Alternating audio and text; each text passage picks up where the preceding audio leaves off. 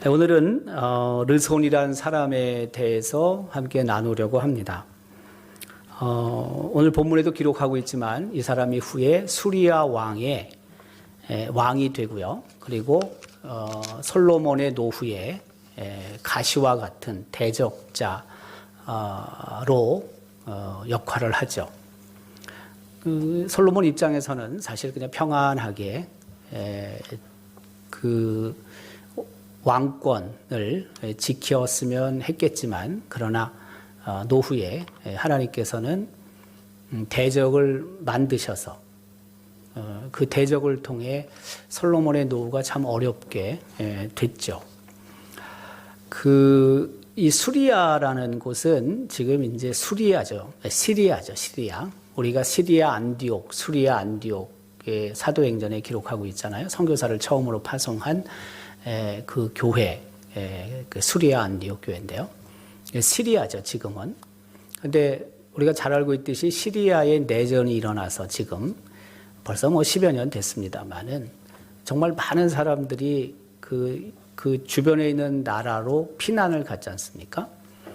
2011년부터 시작이 됐다고 그러니까 그 금세기의 최대의 피난민이 바로 이 시리아 피난민이라고 보통 말을 하죠. 전 국민의 반 정도가 그 나라를 떠났다고 그래요. 근데 그 인구가 몇 명쯤 되냐면은 한 1200만 명이 떠났다는 거죠. 모든 게 그냥 다 황폐화돼 버린 거죠.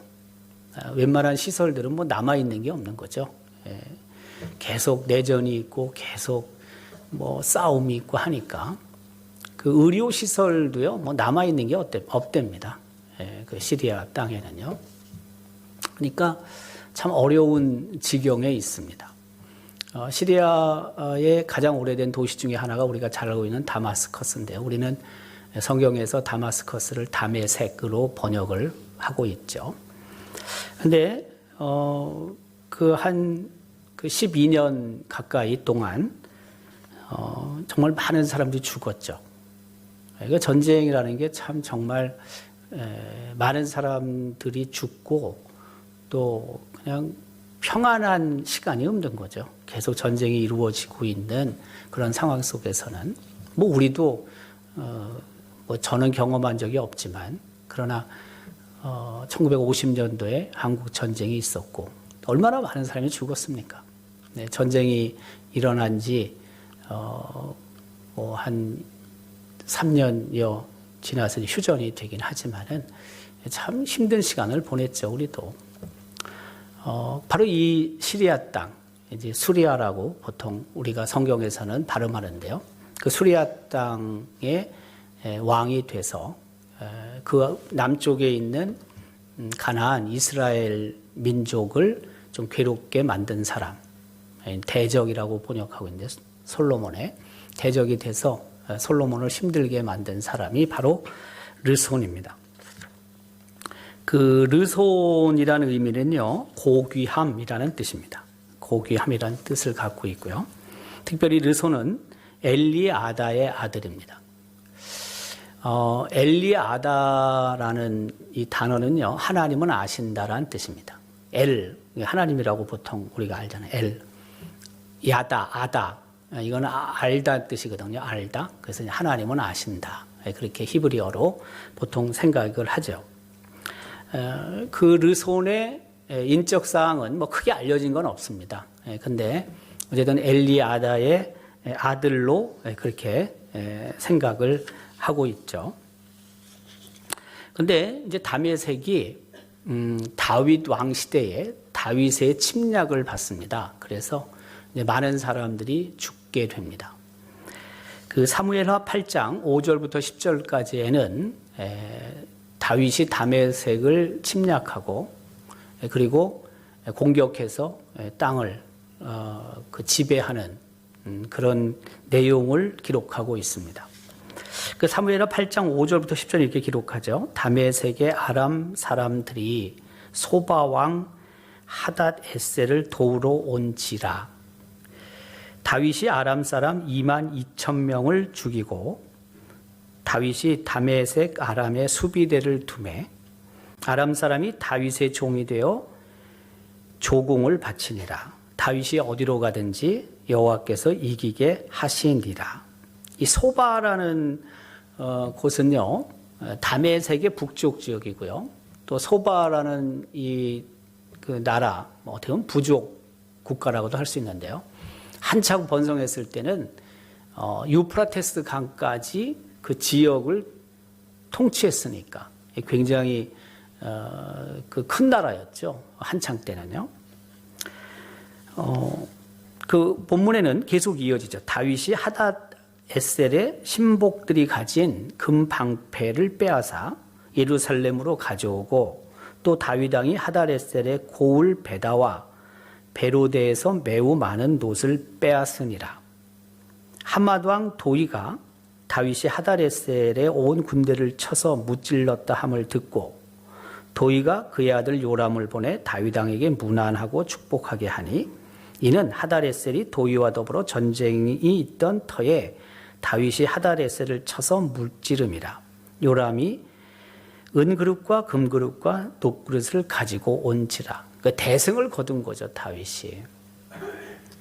근데 이제 문제가 되는 게 뭐냐면, 이제 이런 전쟁을 통해서 다윗의 적대감을 갖는 사람들이 이제 나타나게 되는 거죠.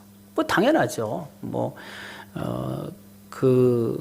우리 개인적인 그런 부분에 있어서도 충돌이 생기고 마찰이 생기면 서로 왼수지간이 되잖아요.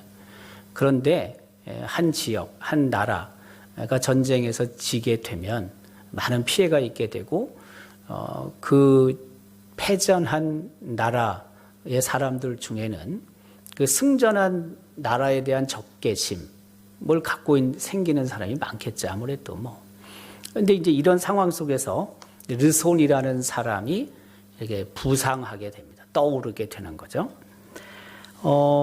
그는 이제 폐잔병 신분에 있었습니다. 오늘 본문 23절은 이렇게 기록하죠. 그는 그의 주인 소바왕 하닷 에셀에게서 도망한 자라. 아까 사무엘하 8장에도 하닷 에셀이 등장하고 있죠. 근데 이 르손이라는 사람은 소바왕 하닷 에셀의 종과 같은 사람이었다. 그 주인이니까요. 그러나 이 하닷 에셀이 그 지역을 통치하는 사람이기 때문에 종이라기보다는 백성이라고 해석을 해도 될 것 같고요.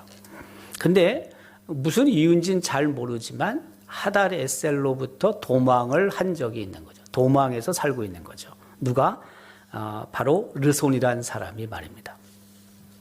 그런데 다윗이 침공해 와서 소바 사람들을 죽일 때에 르손은 사람들을 규합하게 되죠. 아무래도 이제 전쟁이 일어나게 되고 도망하는 사람들이 있지 않겠습니까? 그러다 보니까 이제 그 도망했던 사람들을 자기도 미리 이전에 도망했었는데 그 도망한 사람들을 규합해서 이제 세가 형성이 되는 거죠. 그게 24절의 기록이죠. 다윗이 소바 사람을 죽일 때에 르손이 사람들을 자기에게 모으고, 그러니까 다윗과 하닷 에셀과의 전쟁에는 사무엘하 8장의 기록이고요.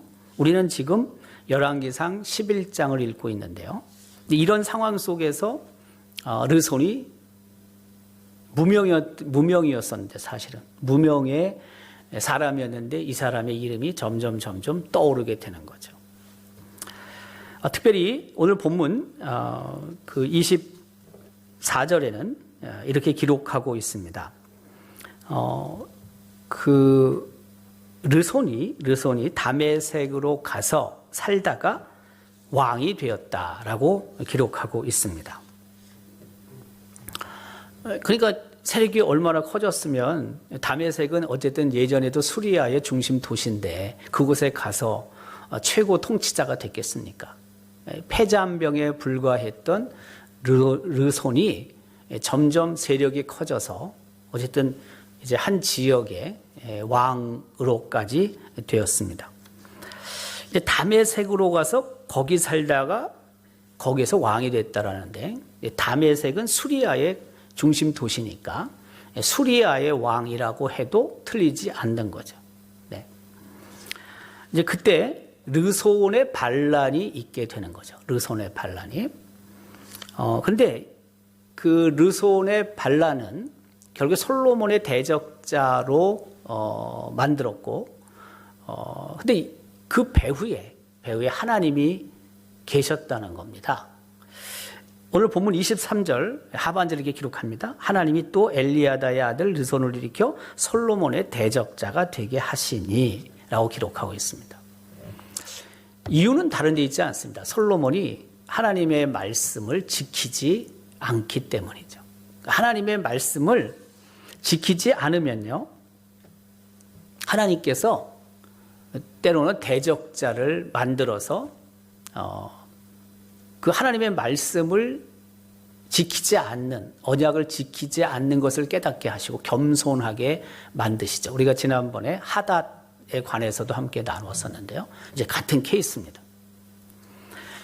어떤 면에서 솔로몬이 범죄하지 않았으면 르손은 부상할 수 있는 인물이 아닙니다. 그냥 폐잔병에 불과했을 가능성이 높습니다.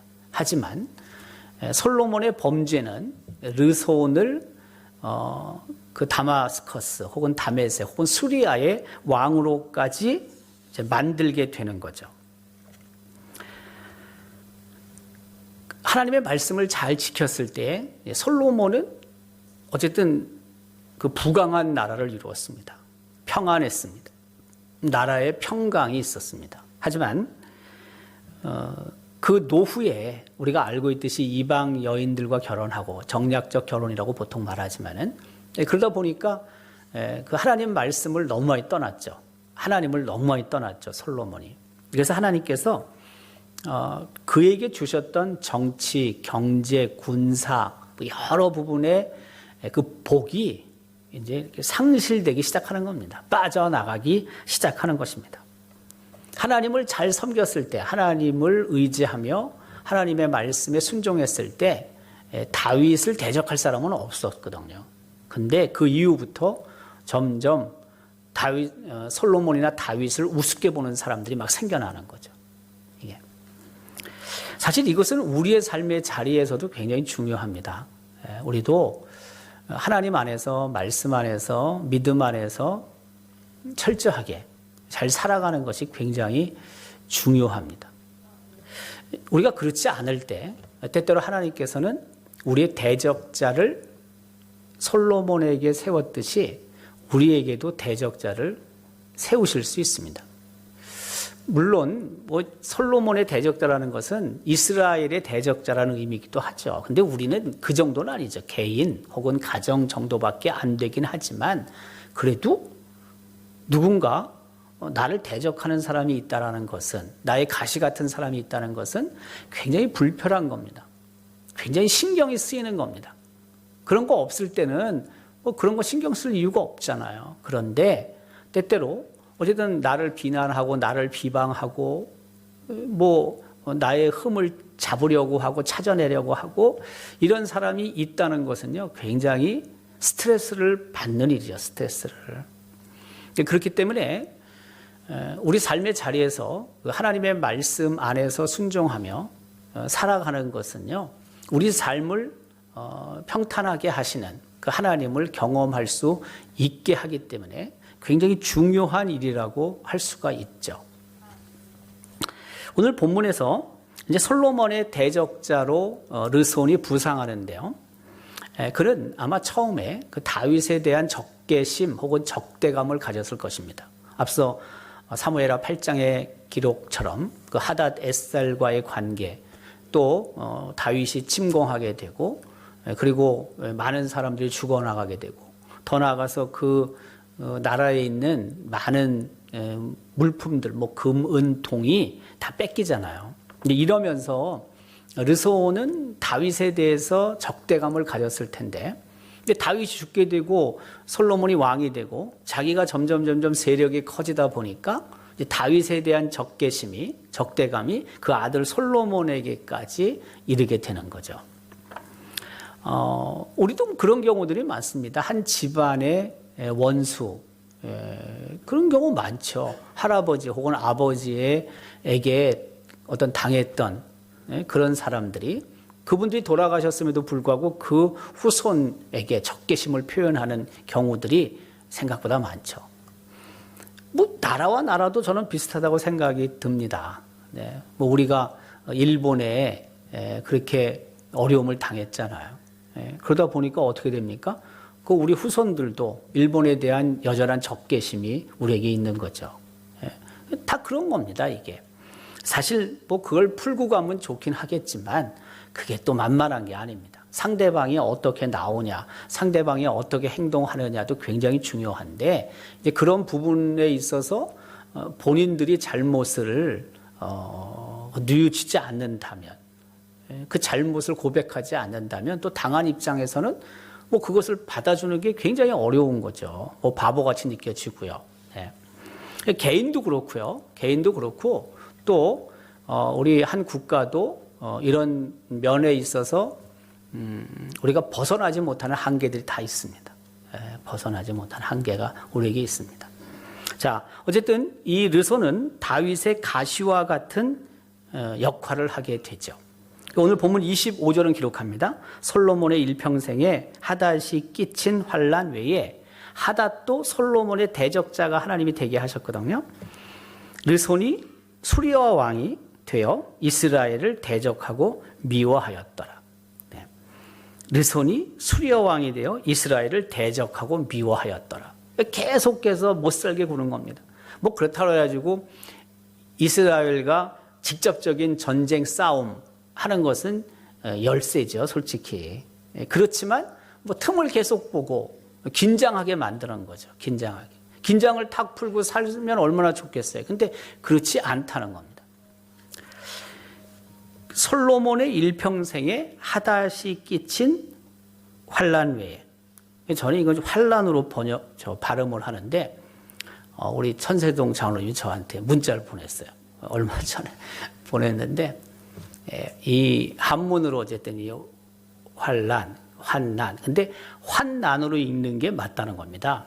쭉 이렇게 그 문법, 국어 문법을 찾아봤을 때 저는 우리 뭐 예전에 그거 배웠잖아요. 뭐 자음, 접변, 뭐 순행, 역행, 뭐 상혼지 뭐 세 가지 뭐 있잖아요. 네, 다 하도 그것도 중학교 1학년 때 배운 거 다 잊어먹었지만, 네.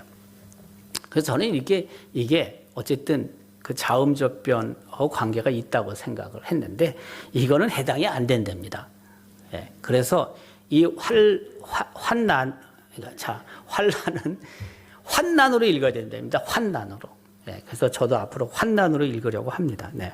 근데 늘 환난으로 읽다 보니까 잘 이게 쉽게 되진 않아요. 네. 환난이 맞답니다. 네. 앞으로 성경 읽다가 이 환난이 있으면은 환난으로 읽지 말고 환난으로 읽으면 좋겠습니다. 네. 그래서 어쨌든 다윗이 죽은 후에 이제 솔로몬에게 복수를 하는 거죠. 누가? 르손이 말이에요. 그것도 솔로몬의 특별히 노후에 르손이 이스라엘을 대적하고 미워했습니다. 미워했죠. 참 이런 부분들을 당했을 때 솔로몬이 좀 영적으로 깨었으면 참 좋았을 텐데 그렇게 못합니다. 한번 이게 우리가 이 죄로 발을 디디면은 거기서 빠져나오는 게 참 어려운 것 같아요. 솔로몬이라는 사람이 어떤 사람입니까, 여러분? 뭐 우리와 비교가 되지 않는 사람이죠. 네, 하나님이 주신 엄청난 지혜, 세상 어느 누구도 비교할 수 없는 지혜를 갖고 있던 사람. 더욱이 왕을 시작할 때 하나님 앞에 정말 제사를 통하여 올바로 판단할 수 있는 지혜를 구했던 사람, 분별력을 구했던 사람. 뭐 누구도 비교할 수 없는 정말 좋은 출발을 했던 사람이죠. 그런데 어느 순간부터 그가 하나님을 떠나죠. 하나님의 말씀을 떠나죠. 근데 이것은 솔로몬뿐만이 아니라 사실 우리 누구도 다 예외가 될 수 없다는 것을 말하고 있는 겁니다. 어느 순간 우리가 어떻게 될지 몰라요.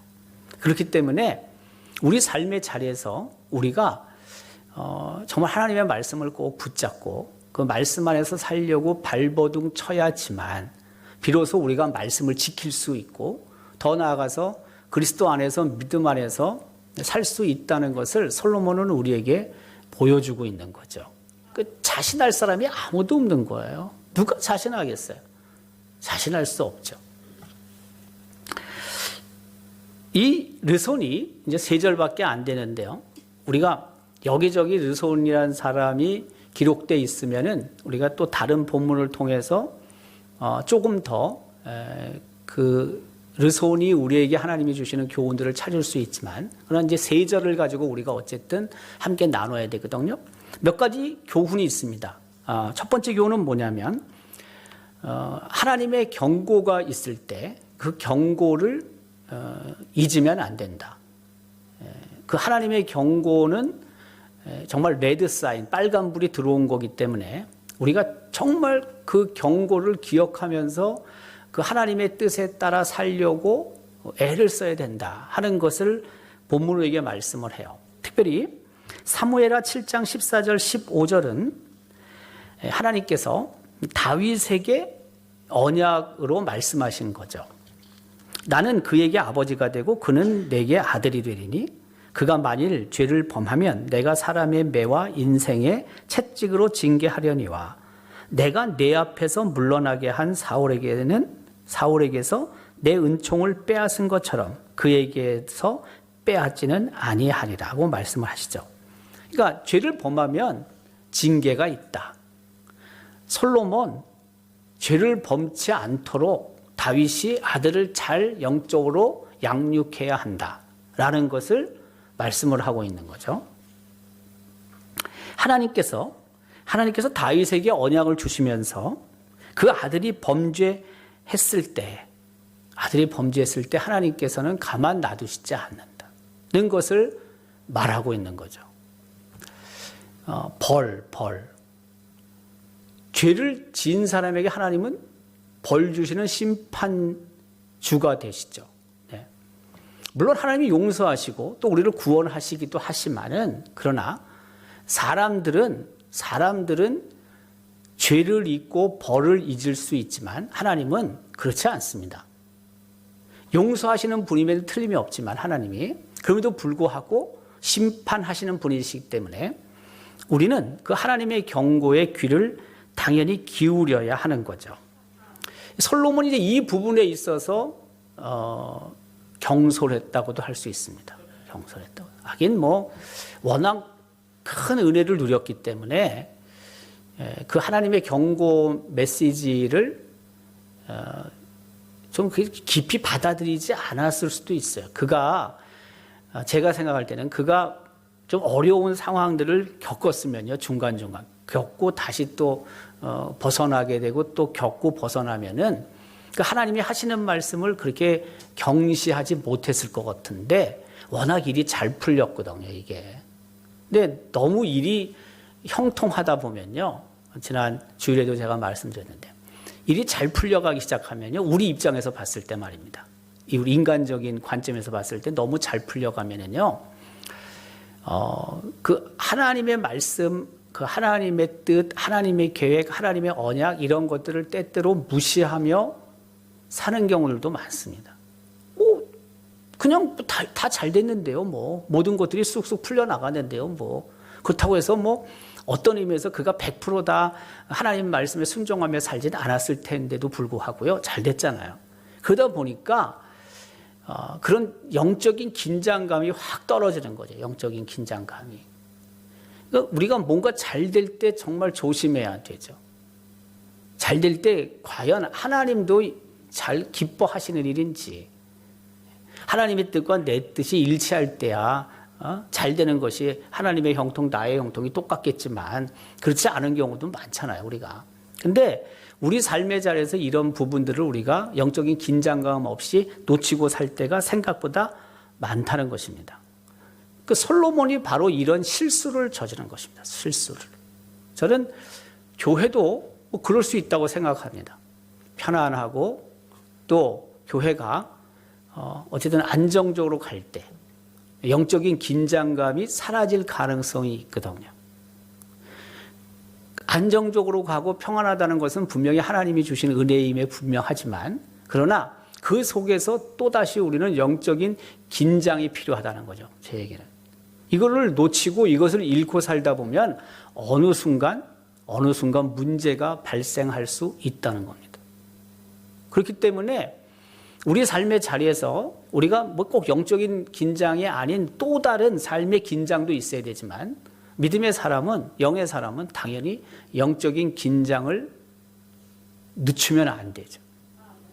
흔히 말하는 영적인 예민성을 우리가 늘 갖고 있어야 되죠. 그게 없으면 문제가 생기는 거죠. 자, 결국 그래서 솔로몬이 이제 믿음을 포기하게 되는 거죠. 믿음을. 열왕기상 3장 1절은 기록합니다. 솔로몬이 애굽의 왕 바로와 더불어 혼인관계를 맺어 그의 딸을 맞이하고 다윗성에 내려다가 두고 자기의 왕궁과 여호와의 성전과 예루살렘 주위의 성의 공사가 끝나기를 기다리니라고 기록하고 있죠. 애굽 왕의 딸과 정략적인 결혼을 하는 것, 이게 하나님이 금하신 거거든요.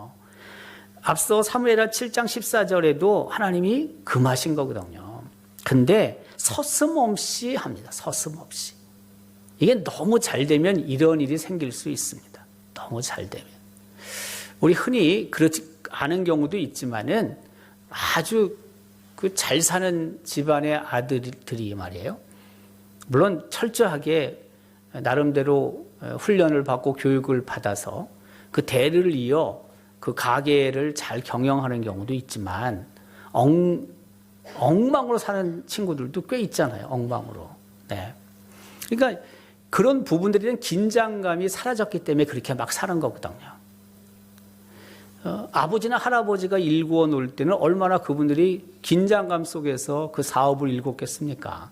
근데 누리는 입장에서는요, 그걸 모르는 거죠. 혹은 그것을 경시하는 거죠. 네. 그러다 보니까 엉망으로 살게 되는 거죠. 그러나 그렇지 않은 친구들도 있는 겁니다. 그렇지도 않은 친구들이. 그게 맞는 거죠, 실질적으로. 솔로몬도 어떻게 보면 그렇게 긴장감 없이 산 거예요. 그러다 보니까 믿음을 잃어버리게 되는 거죠. 열왕기상 11장 9절은 기록합니다. 솔로몬이 마음을 돌려 이스라엘의 하나님 여호와를 떠남으로 여호와께서 그에게 진노하셨다라고 기록하고 있습니다. 영적인 타락, 영적인 부패에 솔로몬이 빠지게 됐습니다. 하나님의 방법이 아니라 인간적인 방법을 솔로몬은 추구하게 된 거죠. 사실 태평성대를 누렸었는데, 그렇죠? 근데 그 속에서 더욱 영적인 긴장감만 갖고 있었다라면 후에 분열도 안 됐겠죠. 북이스라엘 남유다로 분열도 안 됐을 텐데 영적 긴장감이 떨어지다 보니까 솔로몬 이후에 그의 아들 르호보암 시대에 안타깝게도 북과 남이 분열되는 그런 상황을 맞게 되죠. 솔로몬이 영적 긴장감이 떨어지니까 영적인 방향 감각을 잃어버린 거죠. 영적 방향, 어디로 가야 되는지, 이게 맞는지 저 길이 맞는지를 몰라요. 이게 그렇게 지혜로운 사람도요. 영적인 방황, 영적으로 헤매는 거죠. 그러니까 영적인 문제는 우리가 한순간도 결국에는 방심하면 안 되는 거죠. 방심하면. 놓쳐버리면은요, 하나님 손, 예수님 손 놓쳐버리면은 그냥 세상적으로 방황하다가, 네, 그런 범죄함 속에서 살다가 세상을 떠나게 되는 거죠. 어떤 측면에서는 하나님께서 르손이라는 사람을 통해서 솔로몬이 다시 하나님 품으로 돌아오기를 바라셨을 가능성도 대단히 많은 거죠. 네. 근데 솔로몬은 그 하나님의 뜻에 부응하지 못했습니다. 그것도 굉장히 안타까운 일입니다. 나의 대적자들을 통해서 하나님이 나를 어려운 상황, 환난 속에 있게 만드실 때도 있는데 그것은 하나님께서 나를 미워하시기 때문이 아니라 영적인 긴장을 회복하고 다시 하나님 앞으로 나올 수 있도록 하나님께서 도구로 그 대적자들을 사용하신다라고 생각하는 게 옳다는 것입니다. 오히려 그런 대적자가 있을 때 우리가 스트레스를 받는 건 분명하지만 그럼에도 불구하고 하나님 앞으로 더 가까이 다가설 수 있도록 우리는 최선을 다해야 하는 거죠. 그게 우리의 도리인 거죠. 도리. 우리 삶의 방식이 되어야 하는 거죠. 전혀 예상하지 못한 대적자들이 생겨납니다. 전혀 예상하지 못한. 우리 삶의 자리에서도 때때로 그렇게 잘 지내다가 어느 순간 돌아서는 경우들이 있습니다. 근데 잘 지내다가 돌아서는 사람들이 오히려 더 나를 날카롭게 찌르는 바늘이 될 때가 많습니다. 그런 경우에 섭섭한 게 있죠. 왜 섭섭한 게 없겠어요. 뭐 때로는 오해를 통해서 그렇게 갈라서기도 하고요. 또 제대로 나를 이해하지 못했기 때문에 그런 바늘로서의 역할을 하겠지만 그럼에도 불구하고 그때 나를 돌아볼 수 있는 지혜를 우리는 가져야 되는 거죠.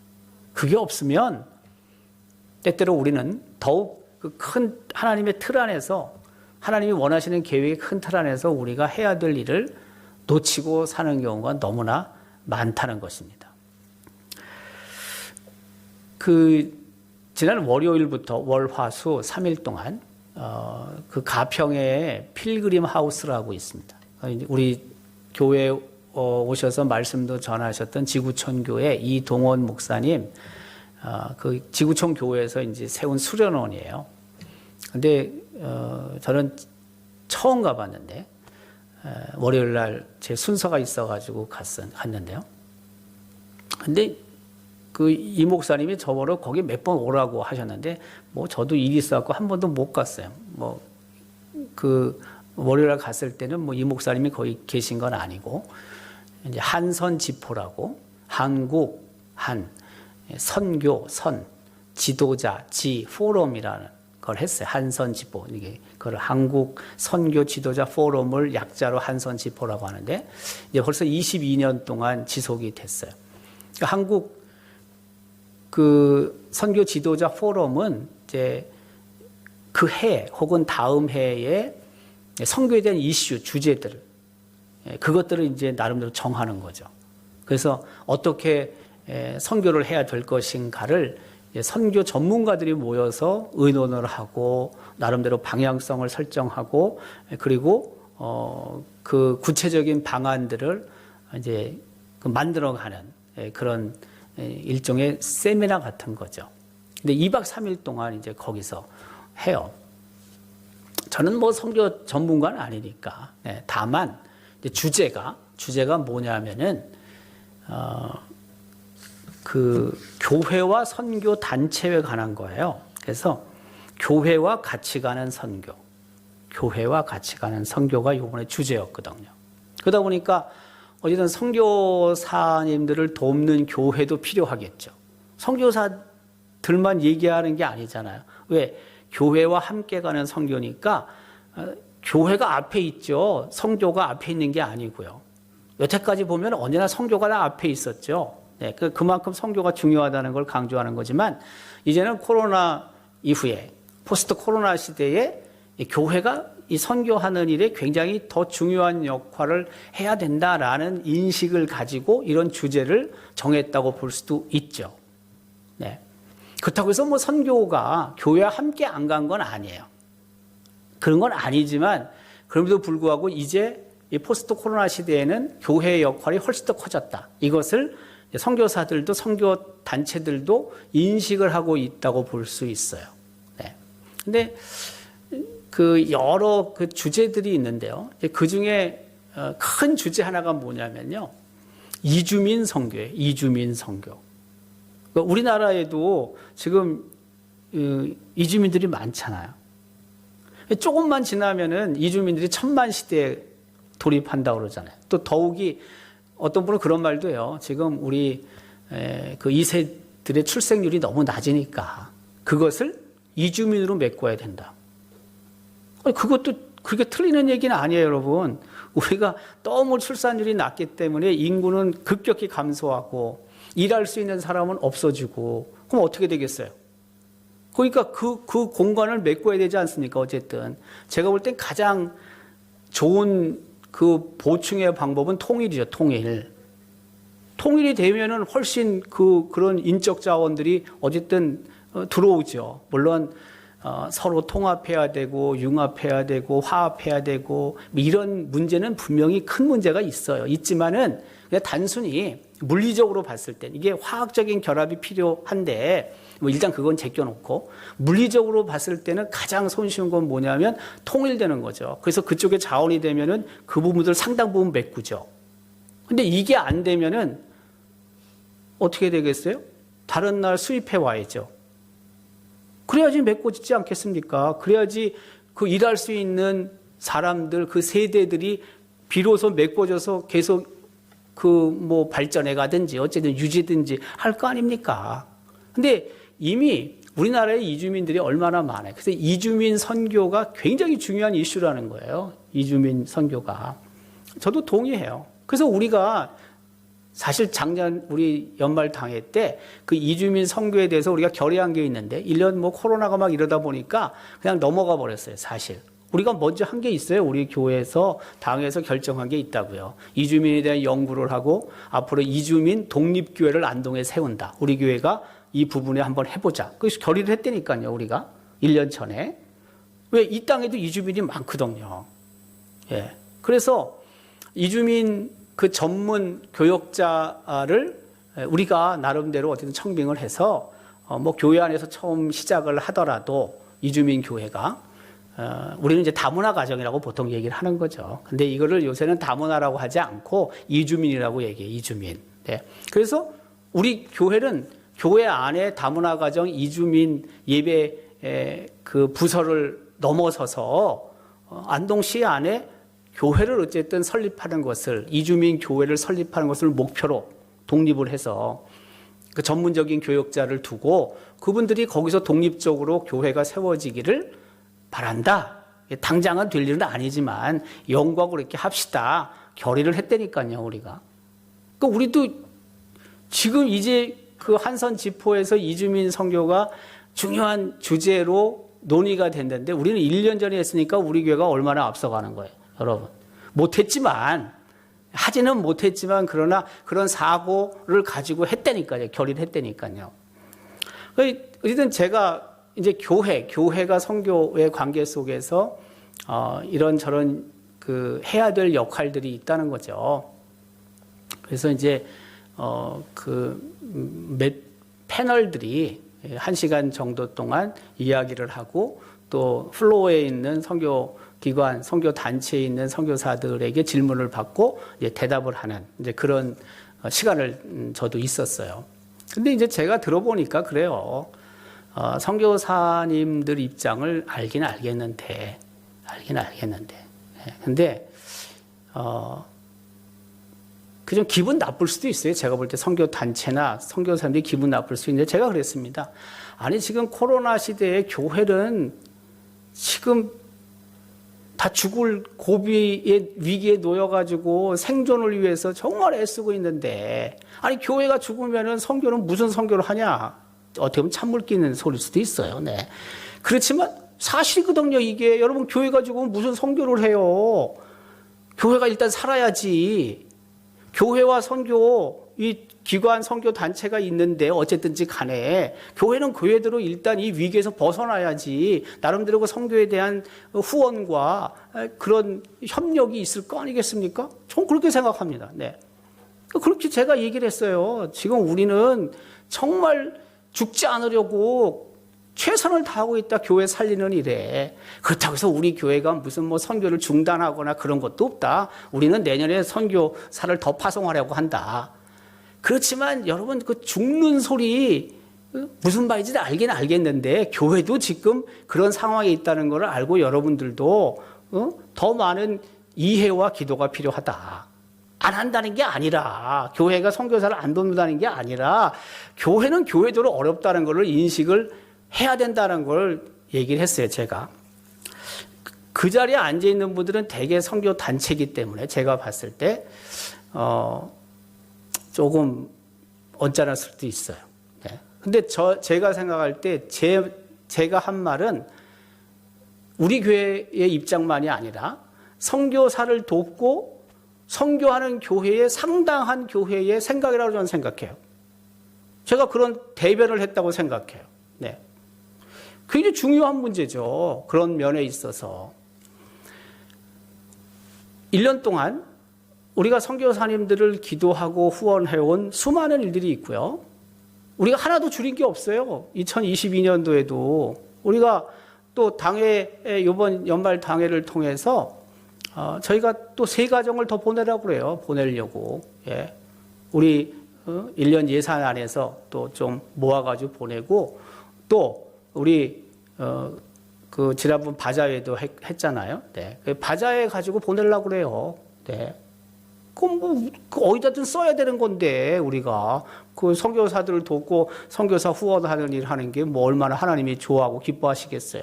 하면 하는 거지. 원래 어제도 우리 목표는 50가정 보내는 건데 이제 이러면 17가정 보내는 거예요. 우리가 3분의 1쯤 온 거예요. 3분의 1. 네.